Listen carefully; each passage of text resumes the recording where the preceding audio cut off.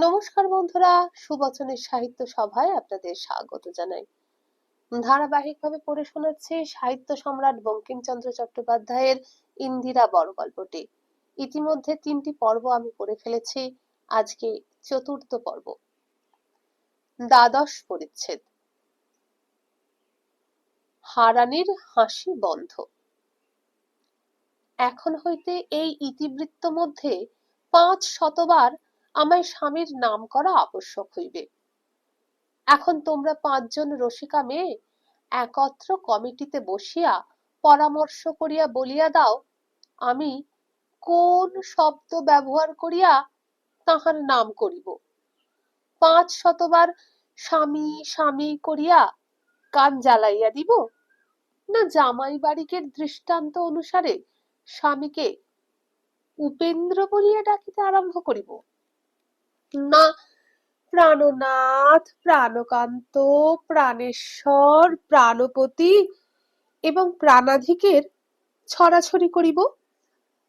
যিনি আমাদিগের সর্বাপেক্ষা প্রিয় সম্বোধনের পাত্র, যাকে পলকে পলকে ডাকতে ইচ্ছে করে, তাকে যে কি বলে ডাকিব এমন কথা পোড়া দেশের ভাষায় নাই।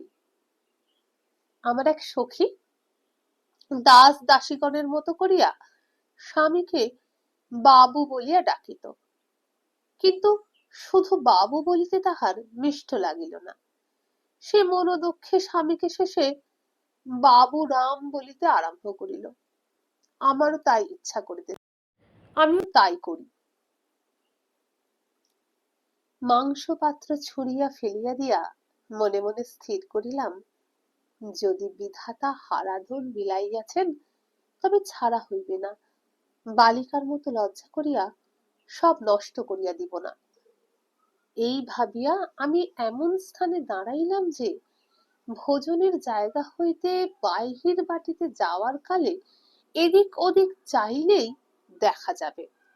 আমি মনে মনে বলিলাম যে যদি ইনি এদিক ওদিক চাহিতে চাহিতে না যান, তবে আমি এই 20 বৎসর পর্যন্ত পুরুষের চরিত্র কিছুই বুঝি নাই। আমি স্পষ্ট কথা বলি, তোমরা আমাকে মার্জনা করিও।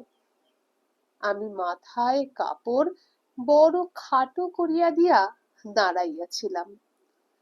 এখন লিখতে লজ্জা করে, কিন্তু তখন আমার কি দায় তা একবার মনে করে দেখো। আগে আগে রমন বাবু গেলেন, চারিদিক চাইতে চাইতে তিনি গেলেন, যেন সবার খবর নিচ্ছেন কে কোথায় আছে। তারপর রাম দত্ত গেলেন, তিনি কোনো দিকে না চাহিয়াই চলিয়া গেলেন। তারপর আমার স্বামী গেলেন, তাহার চক্ষু যেন চারিদিকে কাহার অনুসন্ধান করিতেছিল। আমি তাহার নয়ন পথে পড়িলাম, তাহার চক্ষু আমারই অনুসন্ধান করিতেছিল, তাহা বিলক্ষণ জানিতাম। তিনি আমার প্রতি চাহিবা মাত্র আমি ইচ্ছাপূর্বক কি বলিব, বলিতে লজ্জা করিতেছে। সাপের যেমন চক্র বিস্তার স্বভাব সিদ্ধ, কটাক্ষ আমাদের তাই। আমি সেই কটাক্ষ তাঁর পানে হানিলাম। বোধ হয় প্রাণনাথ আহত হইয়া বাইরে গেলেন। আমি তখন হারানির শরণাগত হইব মনে করিলাম। নিভৃত্তে ডাকিবা মাত্র সে হাসিতে হাসিতে আসিল। সে উচ্চ হাস্য করিয়া বলিল, পরিবেশনের সময় বামন ঠাকুরানীর নাকালটা দেখিয়েছিলে? উত্তরের অপেক্ষা না করিয়া সে আবার হাসির ফোয়ারা খুলিল। আমি বলিলাম, তা জানি, কিন্তু আমি তার জন্য তোকে ডাকি নাই। আমার জন্মের শোধ একটা উপকার কর। ওই বাবুটি কখন যাইবেন আমাকে শীঘ্র খবর আনিয়া দে। হারানির হাসি একেবারে বন্ধ হইল। এত হাসি যেন ধোঁয়ার অন্ধকারে আগুনে ঢাকা পড়িল। হারানি গম্ভীর ভাবে বলিল, ছি দিদি ঠাকুরুন, তোমার এ রোগ আছে তা জানতাম না তো। আমি হাসিলাম, বলিলাম, মানুষের সকল দিন কি সমান যায় রে। এখন তুই গুরুগিরি রাখ, আমার এই উপকার করবি কিনা বল। হারানি বলিল, কিছুতেই আমা হইতে এ কাজ হইবে না। আমি খালি হাতে হারানির কাছে আসি নাই। মাহিনার টাকা ছিল, 5টা টাকা তাহার হাতে দিলাম, বলিলাম, আমার মাথা খাস, এই কাজ তোকে করিতেই হইবে। হারানি টাকা কয়টা ছুঁড়িয়া ফেলিয়া দিতেছিল, কিন্তু তাহা না দিয়া নিকটে উনান নিকাইবার এক ঝুড়ি মাটি ছিল, তাহার উপর রাখিয়া দিল। অতি গম্ভীর ভাবে না হাসিয়া বলিল, তোমার টাকা ছুঁড়িয়া ফেলিয়া দিচ্ছিলাম, কিন্তু শব্দ হইলে একটা কেলেঙ্কারি হইবে, তাই আস্তে আস্তে এইখানে রাখিলাম, কুড়াইয়া লাও, আর এ সকল কথা মুখে এনো না। আমি কাঁদিয়া ফেলিলাম। হারানি বিশ্বাসী, আর সকলে অবিশ্বাসী, আর কাহাকে ধরিব? আমার কান্নার প্রকৃত তাৎপর্য সে জানিত না, তথাপি তার দয়া হইল। সে বলিল, কাঁদো কেন, চেনা মানুষ নাকি? আমি একবার মনে করিলাম হারানিকে সব খুলিয়া বলি, তারপর ভাবিলাম সে এত কথা বিশ্বাস করবে না, একটা গন্ডগোল করবে। ভাবিয়া চিন্তিয়া স্থির করিলাম, সুভাষিনী ভিন্ন আমার গতি নাই, সেই আমার বুদ্ধি, সেই আমার রক্ষাকারিণী, তাহাকে সব খুলিয়া বলিয়া পরামর্শ করি গিয়া। হারানিকে বলিলাম, চেনা মানুষ বটে, বড় চেনা, সকল কথা শুনিলে তুইও বিশ্বাস করবি না রে, তাই তোকে সকল কথা ভাঙিয়া বলিলাম না। কিছু দোষ নাই, কিছু দোষ নাই বলিয়া একটু ভাবিলাম, আমারই পক্ষে কিছু দোষ নাই, কিন্তু হারানির পক্ষে দোষ আছে বটে, তবে তাকে কাদা মাখাই কেন? তখন সেই বাজিয়ে যাব মল মনে পড়িল। মনকে বুঝালাম, যাহার দুর্দশা ঘটে সে উদ্ধারের জন্য কুতর্ক অবলম্বন করে। আমি আবার হারানিকে বুঝাইলাম, কিছু দোষ নাই। হারানির সহিত আমার এরূপ কথাবার্তা হইল। হারানি, তোমাকে কি তার সঙ্গে দেখা করিতে হইবে? হ্যাঁ। হারানি, কখন? আমি, রাত্রে, সবাই ঘুমাইলে। হারানি, একা? আমি, একা।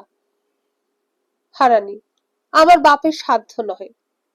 আমি, আর বউ ঠাকুরানী যদি হুকুম দেন? হারানি, তুমি কি পাগল হয়েছ? তিনি কুলের কুলবধূ, সতী লক্ষ্মী, তিনি কি এসব কাজে হাত দেন? আমি, যদি বারণ না করেন, যাবি? হারানি, যাব, তার হুকুমে না পারি কি? আমি, যদি বারণ না করেন? হারানি, যাব, কিন্তু তোমার টাকা নিয়ে নয়, তোমার টাকা তুমি নাও। আমি, আচ্ছা, তোকে যেন সময়ে পাই। আমি তখন চোখের জল মুছিয়া সুভাষিনীর সন্ধানে গেলাম। তাহাকে নিভৃতেই পাইলাম। আমাকে দেখিয়া সুভাষিনী সেই সুন্দর মুখখানি যেন সকালের পদ্মের মতো, যেন সন্ধ্যাবেলার গন্ধরাজের মতো আহ্লাদে ফুটিয়া উঠিল।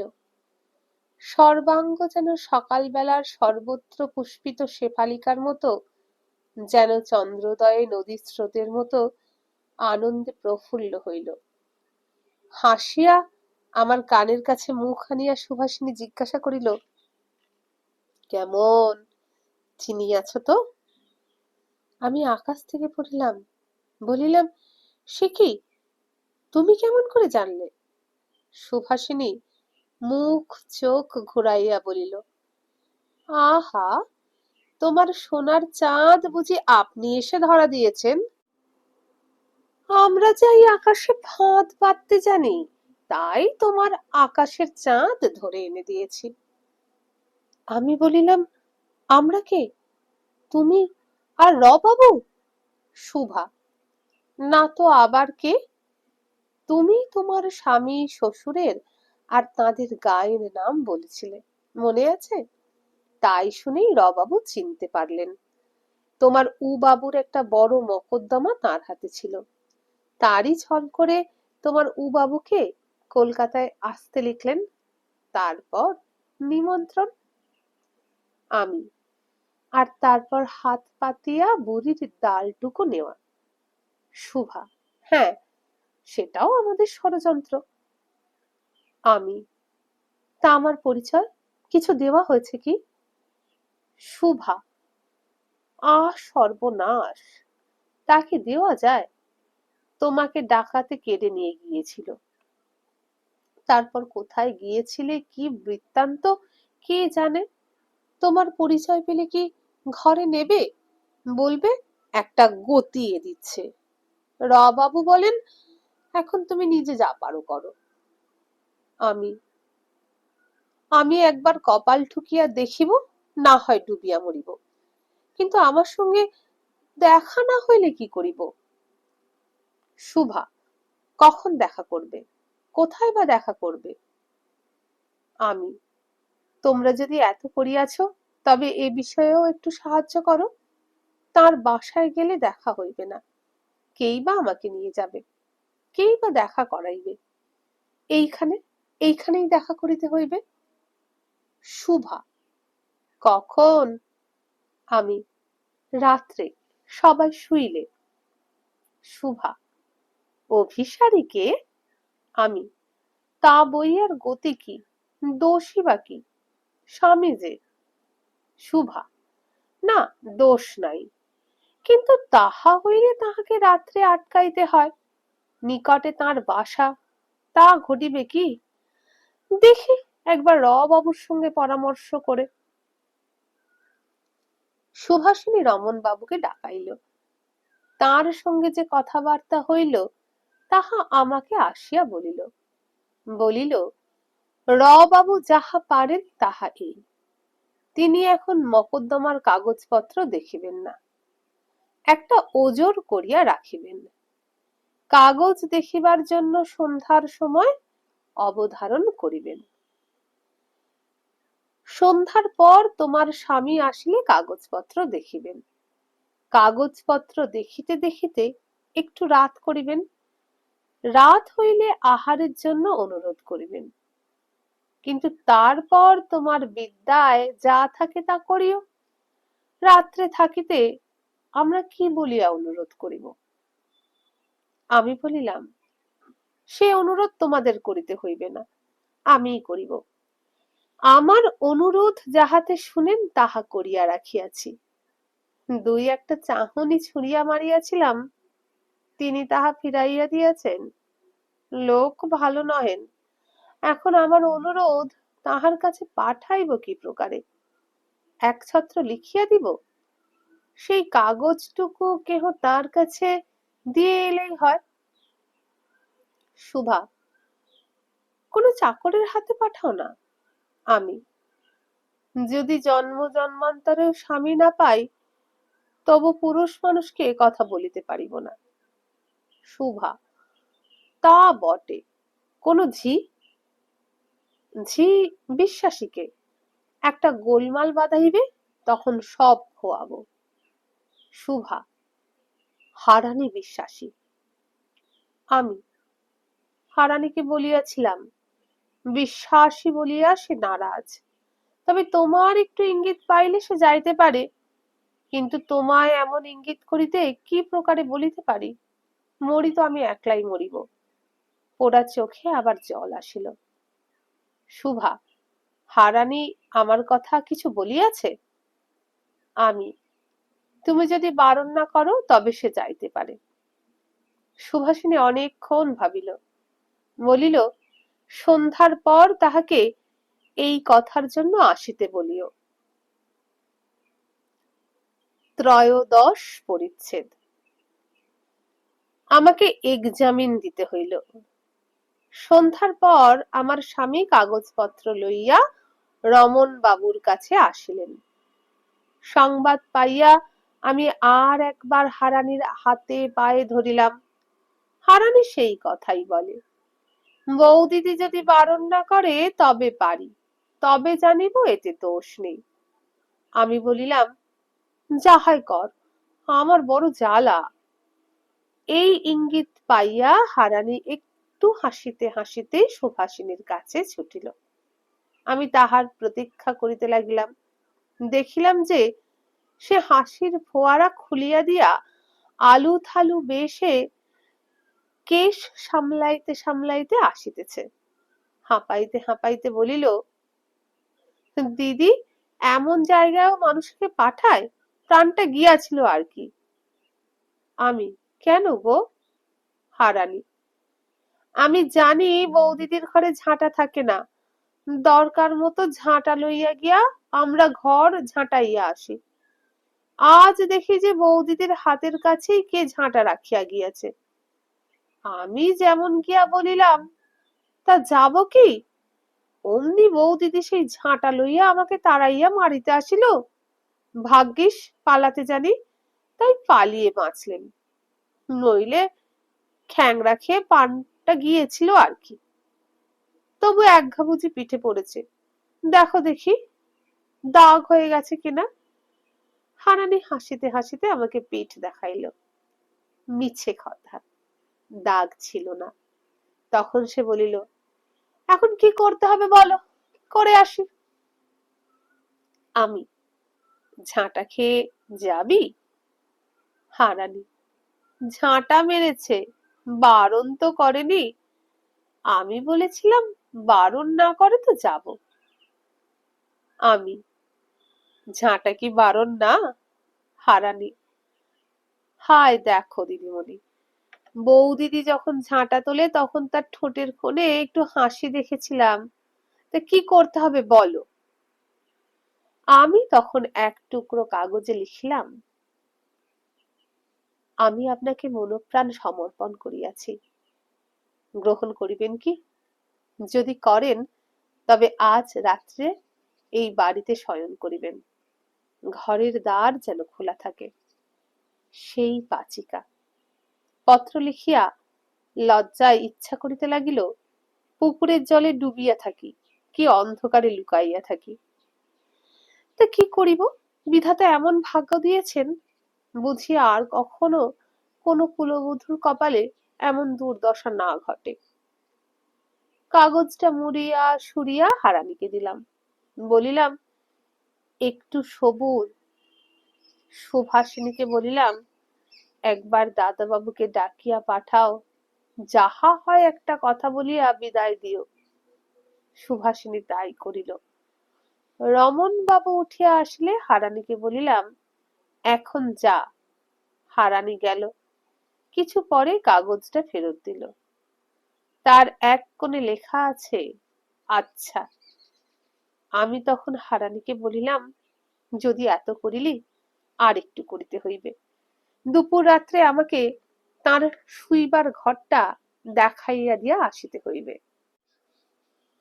হারানি বলিল, আচ্ছা, কোনো দোষ নাই তো? আমি, কিছু না, উনি আর জন্মে আমার স্বামী ছিলেন।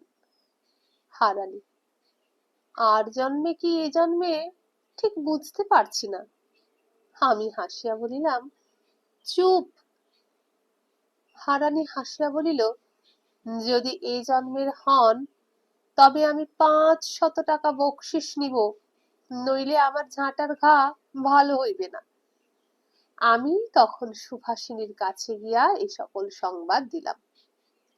সুভাষিনীর শাশুড়িকে সুভাষিনী বলিয়া আসিল, আজ কুমুদিনীর অসুখ হইয়াছে, সে রাঁধিতে পারিবে না, সোনার মাই রাঁধুক। সোনার মা রাঁধিতে গেল। সুভাষিনী আমাকে লইয়া গিয়া ঘরে কপাট দিল।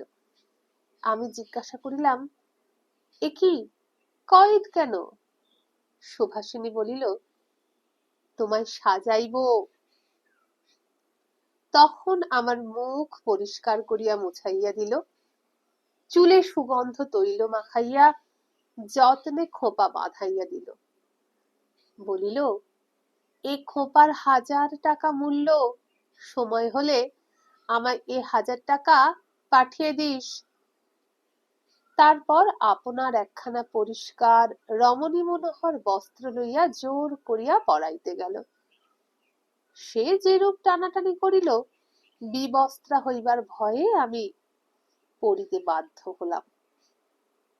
তারপর আপনার অলংকার রাশি আনিয়া পড়াইতে লাগিল। আমি বলিলাম, আমি কিছুতেই পারিব না। তার জন্য অনেক বিবাদ বচসা হইল। আমি কোনো মতেই পড়িলাম না দেখিয়া সে বলিল, তবে দাঁড়া, আর এক সেট আনিয়া রাখিয়াছি, তাই পর। এই বলিয়া সুভাষিনী একটা ফুলের জার্ডিনিয়ার হইতে বাহির করিয়া মল্লিকা ফুলের কুঁড়ির বালা পরাইল। তাহার তাবিজ তাহারই বাজু, মল্লিকা ফুলের কুঁড়িরই দোনর মালা। তারপর একজোড়া নতুন সোনার ইয়ারিং বাহির করিয়া বলিল, এ আমি নিজের টাকায় বাবুকে দিয়া কিনাইয়া আনিয়াছি তোমাকে দিবার জন্য।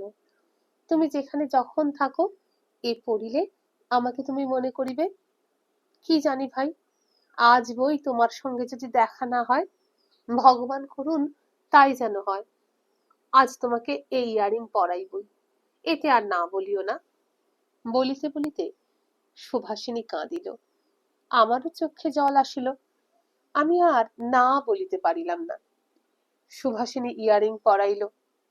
সাজ সজ্জা শেষ হইলে সুভাষিনীর ছেলেকে ঝি দিয়া গেল। ছেলেটিকে কোলে লইয়া তাহার সঙ্গে গল্প করিলাম। ছেলে একটু গল্প শুনিয়াই ঘুমাইয়া পড়িল। তারপর মনে একটি দুঃখের কথা উদয় হইল। তাও এই সুখের মাঝে সুভাষিনীকে না বলিয়া থাকিতে পারিলাম না। বলিলাম, আমি আহ্লাদিত হইয়াছি, কিন্তু মনে মনে তাহাকে একটু নিন্দা করিতেছি। আমি চিনিয়াছি যে তিনি আমার স্বামী, এই জন্য আমি যাহা করিতেছি আমার বিবেচনায় তাহা দোষের না। কিন্তু তিনি তো আমাকে চিনিতে পারিয়াছেন এমন কোনো মতেই সম্ভব না। আমি তাহাকে বয়ঃপ্রাপ্ত দেখিয়াছিলাম, এজন্য আমার প্রথমেই সন্দেহ হইয়াছিল। তিনি আমাকে 11 বৎসরের বালিকা দেখিয়াছিলেন মাত্র। তিনি আমাকে চিনিতে পারিয়াছেন এমন কোনো লক্ষণও দেখি নাই। অতএব তিনি আমাকে পরস্ত্রী জানিয়া আমার প্রণয় আশায় লুব্ধ হইলেন। মনে মনে বড় নিন্দা করছি তাঁর এই কাজের। কিন্তু তিনি স্বামী, আমি স্ত্রী, তাহাকে মন্দ ভাবা আমার অকর্তব্য বলিয়া সে কথা আর আলোচনা করিব না। মনে মনে সংকল্প করিলাম, যদি কখনো দিন পাই তবে এই স্বভাব ত্যাগ করাইব। সুভাষিনী আমার কথা শুনিয়া বলিল, তোর মতো বাঁদরের গাছ নেই, ওর যে স্ত্রী নেই। আমি, আমার কি স্বামী আছে নাকি? শুভা, শুভা, বলো, মেয়ে মানুষে পুরুষ মানুষের সমান? তুই কমিসেরিয়েটের কাজ করে টাকা নিয়ে আয় তো দেখি। আমি, ওরা পেটে ছেলে ধরিয়া প্রসব করিয়া মানুষ করুক, আমি কমিসেরিয়েটের কাজে যাইব? যে যা পারে তা সে করে। পুরুষ মানুষের ইন্দ্রিয় দমন কি এতই শক্ত? শুভা, আচ্ছা, আগে তোর ঘর হোক, তারপর তুই ঘরে আগুন দিস। ওসব কথা রাখ। কেমন করে স্বামীর মন ভোলাবি তার এক্সামিন দিয়ে দেখি, তা নইলে তোর গতি নেই। আমি একটু ভাবিত হইয়া বলিলাম, সে বিদ্যা তো কখনো শিখি নাই। সু, তবে আমার কাছে শেখ, আমি এ শাস্ত্রে পণ্ডিত, তা জানিস তো। আমি, তা তো দেখিতেই পাই। সু, তবে শেখ, তুই যেন পুরুষ মানুষ, আমি কেমন করিয়া তোর মন ভুলাই দেখ। এই বলিয়া পোড়ার মুখী আমার ঘোমটা একটু টানিয়া সযত্নে স্বহস্তে সুবাসিত প্রস্তুত একটি পান আনিয়া আমাকে খাইতে দিল। সে পান কেবল রমন বাবুর জন্য রাখে, আর কাহাকেও দেয় না, এমনকি আপনিও কখনো খায় না। রমন বাবুর আলবোলাটা সেখানে ছিল, তাহাতে কলকে বসানো, গুলের ছাই ছিল মাত্র। তাই আমার সম্মুখে ধরিয়া দিয়া ফু দিয়ে ধরানো সুভাষিনী নাটক করতে লাগিল। তারপর ফুল দিয়া সাজানো তাল বৃন্তখানি হাতে লইয়া বাতাস করিতে লাগিল। হাতের বালাতে চুরিতে বড় মিষ্ট শব্দ হইল।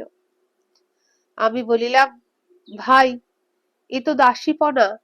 দাসীপনায় আমার কতদূর বিদ্যা তারই পরিচয় দিবার জন্য কি আজ তাহাকে ধরিয়া রাখিলাম? সুভাষিনী বলিল, আমরা দাসী না তো কি? আমি বলিলাম, যখন তার ভালোবাসা জন্মিবে তখন দাসীপনা চলিবে। তখন পাখা করিব, পা টিপিব, পান সাজিয়া দিব, তামাকু ধরিয়া দিব। এখনকার ওসব নয়। তখন সুভাষিনী হাসিতে হাসিতে আমার কাছে আসিয়া বসিল। আমার হাতখানা আপনার হাতের ভিতর তুলিয়া লইল। মিঠে মিঠে গল্প করিতে লাগিল। প্রথম প্রথম হাসিতে হাসিতে, পান চিবাইতে চিবাইতে, কানবালা দোলাইয়া সে যে সং সাজিয়াছিল তাহারই অনুরূপ কথা কহিতে লাগিল। পরে সে ভাব ভুলিয়া গেল, সখী ভাবেই কথা কহিতে লাগিল। আমি যে চলিয়া যাইব সে কথা পারিল। চক্ষুতে তার এক বিন্দু জল চকচক করিতে লাগিল। তখন আমাকে তাহাকে প্রফুল্ল করিবার জন্য বলিতে হইল, যা শিখাইলে তা স্ত্রীলোকের অস্ত্র বটে, কিন্তু এখন উ বাবুর উপর খাটিবে কি? সুভাষিনী তখন হাসিয়া বলিল, তবে আমার বোম্ভাস্ত, শিখে নে। এই বলিয়া মাগি আমার গলা বেরিয়া হাত দিয়া আমার মুখখানি তুলিয়া ধরিল, আমার মুখ চুম্বন করিল। এক ফোঁটা চোখের জল আমার গালে পড়িল। ঢোক গিলিয়া আমার চোখের জল চাপিয়া আমি বলিলাম, এ যে ভাই সংকল্প না হতেই দক্ষিণা দেওয়া শিখাইতেছিস? সুভাষিনী বলিল, তবে তোর আর বিদ্যা হবে না। তুই কি জানিস? এক্সামিন দিয়ে দেখি। এই এই আমি যেন ধর উ বাবু, বলিয়া সোফার উপর জমকাইয়া বসিল। কিন্তু বসিয়া হাসি রাখিতে না পারিয়া মুখে কাপড় গজিতে লাগিল। হাসি থামিলে একবার আমার মুখপানে খটমট করিয়া চাহিল, আবার তখনই হাসিয়া লুটাইয়া পড়িল। সে হাসি থামিলে বলিল, এক্সামিন দে। তখন যে বিদ্যার পরিচয় পাঠক পশ্চাতে পাইবেন, সুভাষিনীকে তাহারও কিছু কিছু দিলাম। সুভাষিনী আমাকে সোফা হইতে ঠেলিয়া ফেলিয়া দিয়া বলিল, দূর হ পাপিষ্ঠা, তুই আস্ত কেউটে। আমি, কেন ভাই? সু, ও হাসি চাহনিতে পুরুষ মানুষ টিকে, মরিয়া ভূত হয়। আমি, তবে এক্সামিন পাস? সু, খুব পাস। কমিসেরিয়েটের ১৬৯ পুরুষেরও এমন হাসি চাহনি কেউ কখনো দেখে নাই। মিন্সের মুন্ডুটা যদি ঘুরে যায় তো একটু বাদামের তেল দিস। আমি, আচ্ছা। এখন সারা শব্দে বুঝতে পারছি বাবুদের খাওয়া হয়ে গেল। রমন বাবুর ঘরে আসিবার সময় হইল। আমি এখন বিদায় হই। যা শিখিয়াছিলে তার মধ্যে একটা বড় মিষ্ট লাগিয়াছিল, সেই মুখচুম্বনটি। এসো আর একবার শিখি। তখন সুভাষিনী আমার গলা ধরিল, আমি তাহার গলা ধরিলাম। গাঢ় আলিঙ্গন পূর্বক পরস্পরের মুখচুম্বন করিয়া, গলা ধরাধরি করিয়া দুইজনে অনেকক্ষণ কাঁদিলাম। এমন ভালোবাসা কি আর হয়? সুভাষিনীর মতো আর কি কেহ ভালোবাসিতে জানে? মরিব, কিন্তু সুভাষিনীকে ভুলিব না। ১৪ পরিচ্ছেদ। আমার প্রাণত্যাগের প্রতিজ্ঞা। আমি হারানিকে সতর্ক করিয়া দিয়া আপনার শয়ন গৃহে গেলাম। বাবুদের আহার আদি হইয়া গিয়াছে। এমন সময় একটা বড় গন্ডগোল পড়িয়া গেল। কেহ ডাকে পাখা, কেহ ডাকে জল, কেহ ডাকে ঔষধ, কেহ ডাকে ডাক্তার, এইরূপ হুলস্থুল। হারানি হাসিতে হাসিতে আসিল। আমি জিজ্ঞাসা করিলাম, গন্ডগোল কিসের? হারানি, সেই বাবুটি মুচ্চ গিয়েছেন। আমি, তারপর? এখন সামলেছেন। আমি, তারপর? এখন বড় অবসন্ন, বাসায় যাইতে পারিবেন না, এখানেই বড় বৈঠকখানার পাশের ঘরে শুইবেন। বুঝিলাম এ কৌশল। বলিলাম, আলো সব নিবিলে, সবাই শুইলে আসিবে। হারানি বলিল, অসুখ যে গা। আমি, অসুখ না তোর মুন্ডু, আর 500 খানা বিবির মুন্ডু, যদি দিন পাই। হারানি হাসিতে হাসিতে গেল। পরে সব আলো নিবিলে, সবাই শুইলে হারানি আমাকে সঙ্গে করিয়া লইয়া ঘর দেখাইয়া দিয়া আসিল। আমি ঘরের ভিতর প্রবেশ করিলাম। দেখিলাম তিনি একাই শয়ন করিয়াছেন। অবসন্ন কিছুই নয়, ঘরে 2টা বড় বড় আলো জ্বলিতেছে। তিনি নিজের রূপ ও রাশিতে সমস্ত আলো করিয়া আছেন। আমিও শরবিদ্ধ, আনন্দে শরীর আপ্লুত হইল। যৌবন প্রাপ্তির পর আমার এই প্রথম স্বামী সম্ভাষণ। সে যে কি সুখ তাহা কেমন করিয়া বলিব। আমি অত্যন্ত মুখরা, কিন্তু যখন প্রথম তাহার সঙ্গে কথা কহিতে গেলাম, কিছুতেই কথা ফুটিল না। কণ্ঠ রোধ হইয়া আসিতে লাগিল, সর্বাঙ্গ কাঁপিতে লাগিল, হৃদয়ের মধ্যে দুপ দুপ শব্দ হইতে লাগিল, রসনা শুকাইতে লাগিল। কথা আসিল না বলিয়া কাঁদিয়া ফেলিলাম। সে অশ্রুজল তিনি কিছুই বুঝিতে পারিলেন না। তিনি বলিলেন, কাঁদিলে কেন? আমি তো তোমাকে ডাকি নাই, তুমি আপনি আসিয়াছ, তবে কাঁদো কেন? এই নিদারুণ বাক্যে বড় মর্মপীড়া হইল। তিনি যে আমাকে কুলোটা মনে করছেন, ইহাতে চক্ষুর প্রবাহ আরো বাড়িল। মনে করিলাম, এখন পরিচয় দিই, এই যন্ত্রণা আর বহিতে পারি না। কিন্তু তখনই মনে হইল, পরিচয় দিলে যদি ইনি বিশ্বাস না করেন, যদি মনে করেন ইহার বাড়ি কালীদিঘি, অবশ্য আমার স্ত্রী হরণের বৃত্তান্ত শুনিয়াছে, এক্ষণে ঐশ্বর্য লোভে আমার স্ত্রী বলিয়া মিথ্যা পরিচয় দিতেছে, তাহা হইলে কি প্রকারে ইহার বিশ্বাস জন্মাইব? সুতরাং পরিচয় দিলাম না। দীর্ঘ নিঃশ্বাস ত্যাগ করিয়া চক্ষুর জল মুছিয়া তাহার সঙ্গে কথোপকথনে প্রবৃত্ত হইলাম। অন্যান্য কথার পর তিনি বললেন, কালীদিঘি তোমার বাড়ি শুনিয়া আমি আশ্চর্য হইয়াছি। কালীদিঘিতে যে এমন সুন্দরী জন্মিয়াছে, তাহা আমি স্বপ্নেও ভাবি নাই। তাহার চক্ষের প্রতি আমি লক্ষ্য করিতেছিলাম। তিনি বড় বিস্ময়ের সহিত আমাকে দেখিতেছিলেন। তাহার কথার উত্তরে আমি নেকি সাজিয়া বলিলাম, আমি সুন্দরী না বান্দরী? আমাদের দেশের মধ্যে আপনার স্ত্রীর সৌন্দর্যেরই গৌরব সর্বত্র। এই ছলক্রমে তাহার স্ত্রীর কথা পাড়িয়াই জিজ্ঞাসা করিলাম, তাহার কি কোনো সন্ধান পাওয়া গিয়াছে? উত্তর, না। তুমি কতদিন দেশ হইতে আসিয়াছ? আমি বলিলাম, আমি সে সকল ব্যাপারের পরই দেশ হইতে আসিয়াছি, তবে বোধহয় আপনি আবার বিবাহ করিয়াছেন। উত্তর, না। বড় বড় কথায় উত্তর দিবার তাহার অবসর দেখিলাম না।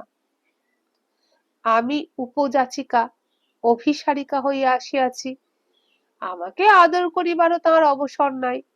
তিনি সবিস্ময়ে আমার প্রতি চাহিয়া রহিলেন। একবার মাত্র বলিলেন, এমন রূপ তো মানুষের দেখি নাই।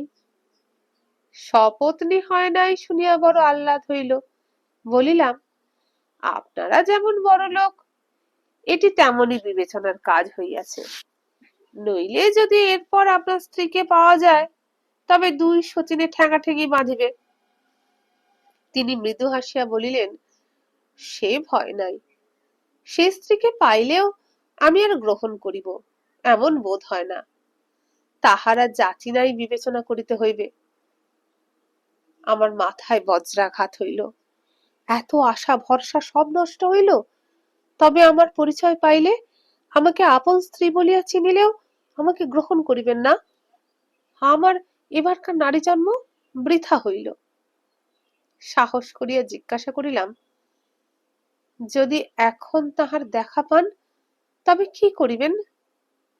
তিনি অম্লান বদনে বলিলেন, তাকে ত্যাগ করিব। কি নির্দয়! আমি স্তম্ভিত হইয়া রহিলাম। পৃথিবী আমার চক্ষের সম্মুখে ঘুরিতে লাগিল। সেই রাত্রিতে আমি স্বামীশয্যায় বসিয়া তাহার আনন্দিত মোহন মূর্তি দেখিতে দেখিতে প্রতিজ্ঞা করিলাম, ইনি আমায় স্ত্রী বলিয়া গ্রহণ করিবেন, নচেৎ আমি প্রাণ ত্যাগ করিব।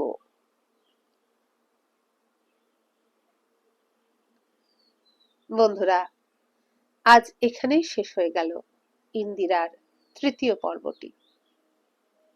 কেমন লাগছে কমেন্ট করে অবশ্যই জানাবেন। সমস্ত পর্বগুলি শুনবার উপায় হচ্ছে, এই ভিডিও নিচে যে বার আছে যেখানে আমার চ্যানেলের নাম লেখা আছে সেখানে ক্লিক করুন। চ্যানেলের হোম পেজ খুলে যাবে। হোম পেজে গেলে দেখবেন প্লেলিস্ট। প্লেলিস্টে ক্লিক করলে থাম্বনেল পাবেন অসংখ্য। সেখান থেকে ইন্দিরা খুঁজে নিয়ে বাকি পর্বগুলো শুনে নিন। আর যদি অন্য গল্পগুলো শুনতে চান, স্বচ্ছন্দে শুনুন, আপনাদেরই জন্য সাজানো রয়েছে সেগুলো। যতক্ষণ না নতুন গল্প আনছি ততক্ষণের জন্য বিদায় নিলাম। নমস্কার।